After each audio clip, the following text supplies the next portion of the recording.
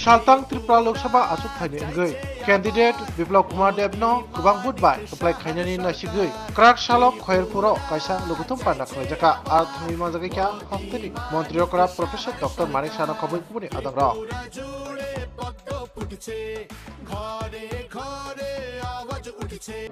আমি আহ্বান রাখবো যে সময় মতো আপনারা ওখানে পৌঁছে যাবেন এবং একটা বিশাল যে ওখানে র্যালি হবে শঙ্খনাথ যে র্যালি সেখানে আপনারা উপস্থিত থাকবেন সেটা আমি আশা করছি। বন্ধুগণ, আমরা এটা 18তম লোকসভা নির্বাচন। আমরা বারবার বলি যে ভারতীয় জনতা পার্টির যে নির্বাচন সেই নির্বাচন সেটা পঞ্চায়েতে হোক আর সেটা বিধানসভায় হোক মিউনিসিপ্যালিটিতে হোক আমাদের পার্লামেন্টে হোক সব জায়গায় আমরা যে কোনো নির্বাচনকে আমরা খুবই সিরিয়াসলি আমরা নিই। মাননীয় প্রধানমন্ত্রী দেশের জন্য দেশকে এমন এক উচ্চ মাত্রায় নিয়ে গেছেন যে ওনার হাত আমাদের অবশ্যই আমাদের শক্তিশালী করতে হবে। 2014 আগে আমরা সবাই দেখেছি ভারতবর্ষের কি অবস্থা ছিল।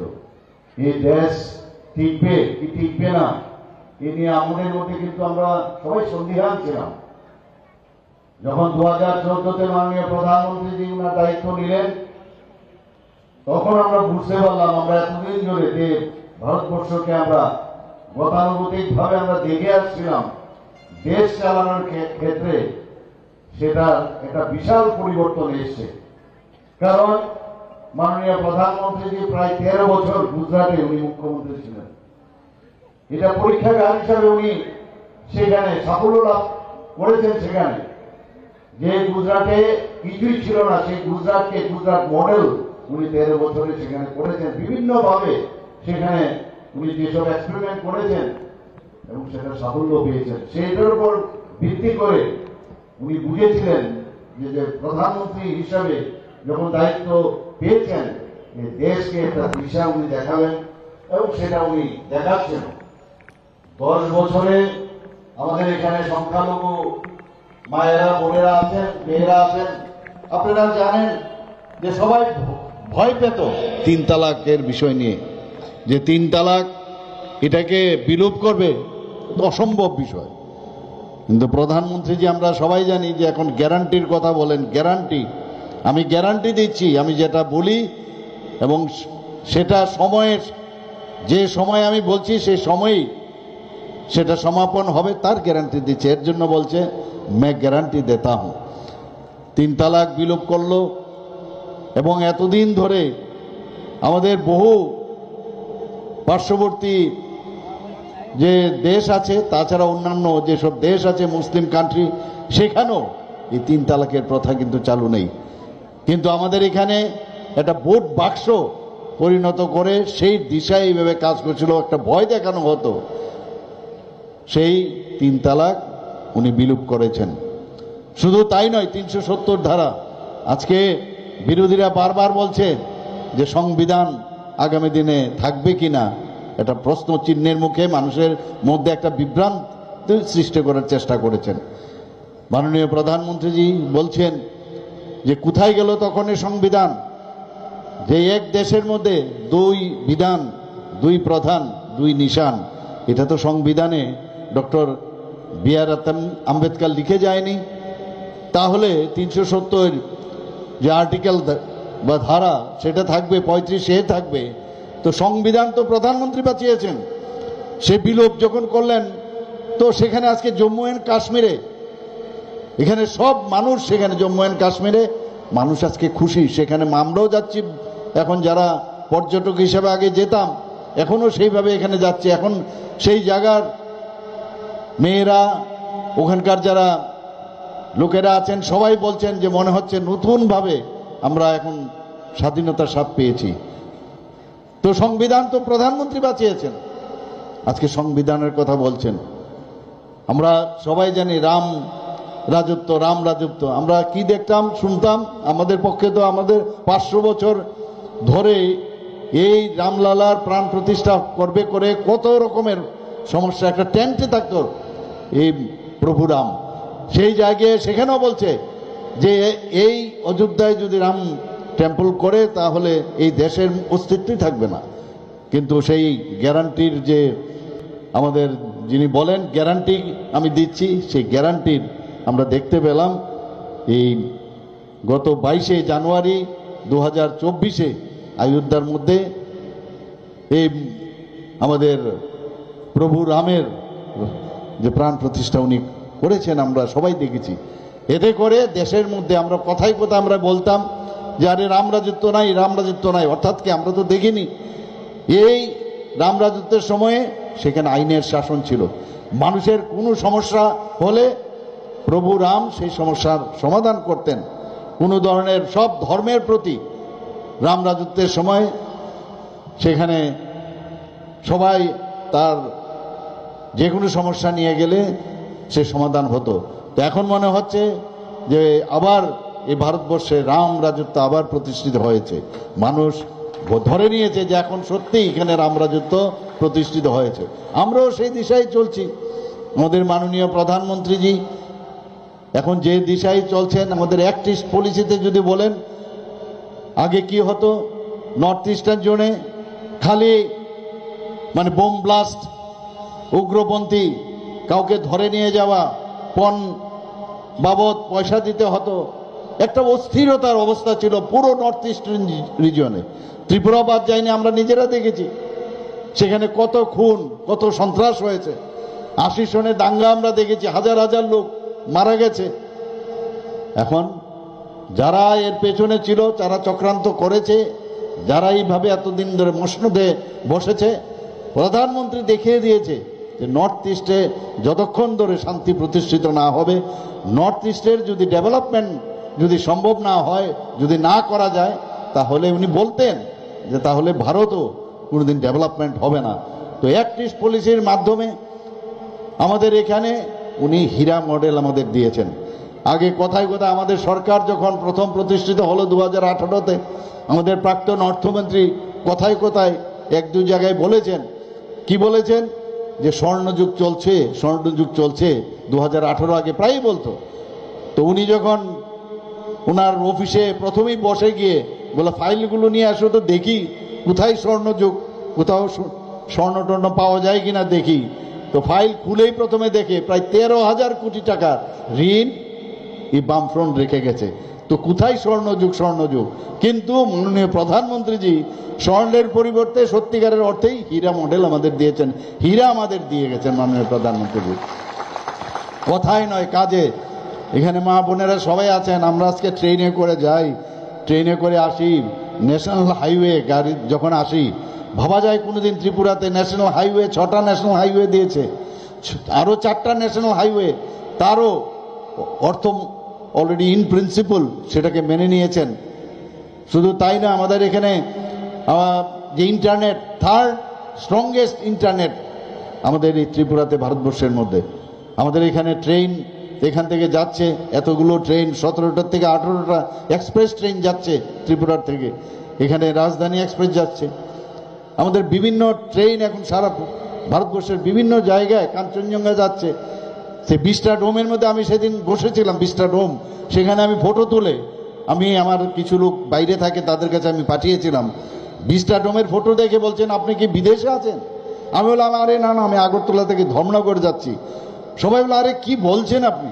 আমার এইরকম মোদিজি, উনি একটা চায়ওয়ালার ফ্যামিলির লোক, নিজেও চাই বিক্রি করেছে বাবার সাথে, সেই উনি আমাদের স্বপ্নের সৌদাগর।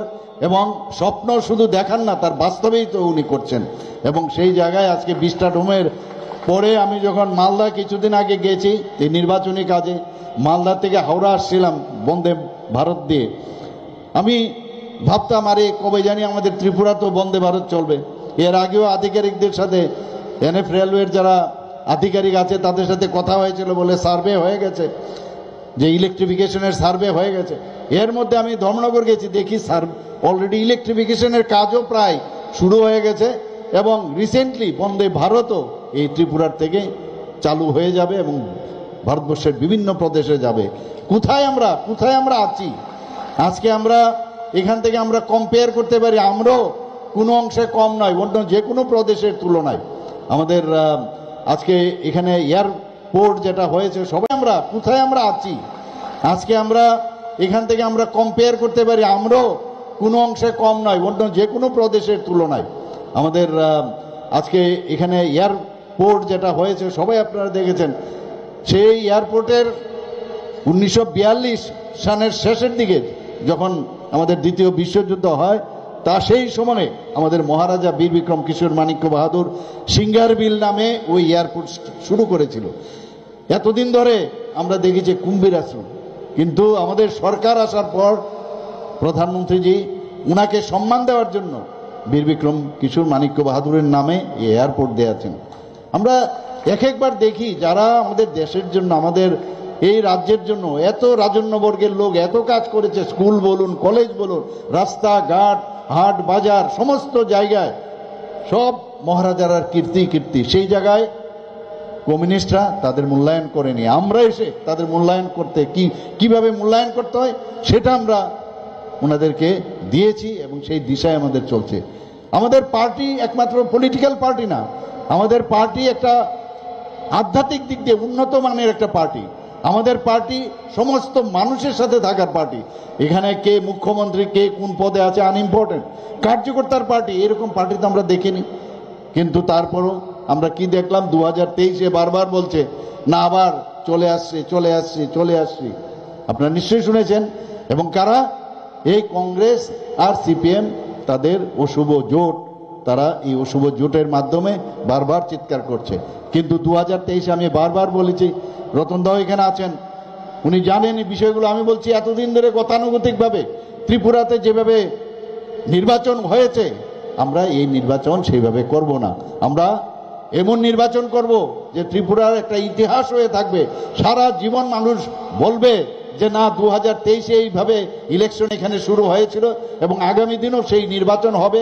কোনো জায়গায় কোনো অশুভ উপায় অবলম্বন করতে আমরা দেইনি এবং কোনো জায়গায় হিংসার কোনো স্থান সেখানে ছিল না। যে কারণে বন্ধুগণ, এখানে বক্সনগরে যখন আমরা উপনির্বাচনে আমরা যাই, আমাদের বলা হয়েছিল আর এখানে মাইনরিটি সম্প্রদায়ের লোক বেশি থাকে, বিজেপিকে ভোট দেবে না। কিন্তু সেখানে আমরা কি দেখলাম, আমরা 30,000 ভোটে সেখানে এই বক্সনগরে আমরা জিতেছি। শুধু তাই নয়, সেখানে জামানত জব্দ আমরা করেছি সেখানে। এবং যেটা ধনপুরে 18,000 ভোটে আমরা জিতেছি, সেখানে 3,500 ভোটে যেখানে আমরা জিতেছিলাম। আজকে বারবার মাইনরিটি সম্প্রদায়ের যাদের বলে আরে বিজেপিকে ভোট দিবি না, বিজেপিকে দিলে এখান থেকে তোদের চলে যেতে হবে। এত বছর, 10 বছর হয়ে গেল আমাদের মাননীয় প্রধানমন্ত্রীর নেতৃত্বাধীন এই সরকার কেন্দ্রে চলছে। আমাদের এখানে আজকে প্রায় 6 বছরের উপর চলছে। কোথায় কোনো আমাদের মাইনরিটির বন্ধুদের কোনো সময় তো এখান থেকে যেতে হয়নি। এই যে ভুল বুঝানোর যে একটা কায়দা, এই অপপ্রচার, দে আর দ্য মাস্টার এই বিষয়ে। আমরা এখনো দেখেছি আবার অশুভ জোটের আবার হাত মিলিয়েছে। বারবার আমরা বিধানসভায় বলেছি, আপনারা উপরে গিয়ে কি খবর, কিভাবে আপনাদের যে যারা এই নিহত হয়েছেন তাদের দ্বারা খুন সন্ত্রাস, নিজের আমরা এখানে যারা আছি সারা ভারতবর্ষের লোককে বিনা পয়সায় কোভিডের টিকা দিয়েছেন। ভারতের বাইরেও বিভিন্ন যে কান্ট্রি আছে সেখানেও সেই বন্ধুত্বের হাত বাড়িয়ে দিয়েছেন, সেই ভ্যাকসিন পাঠিয়েছেন। একটা যে মানে সবাইকে নিয়ে যে চলার একটা মানসিকতা, আমাদের যে প্রিন্সিপাল আছে একাত্ম মানববাদ, সেটা ওনার কাজের মাধ্যমে আমরা দেখতে পেয়েছি।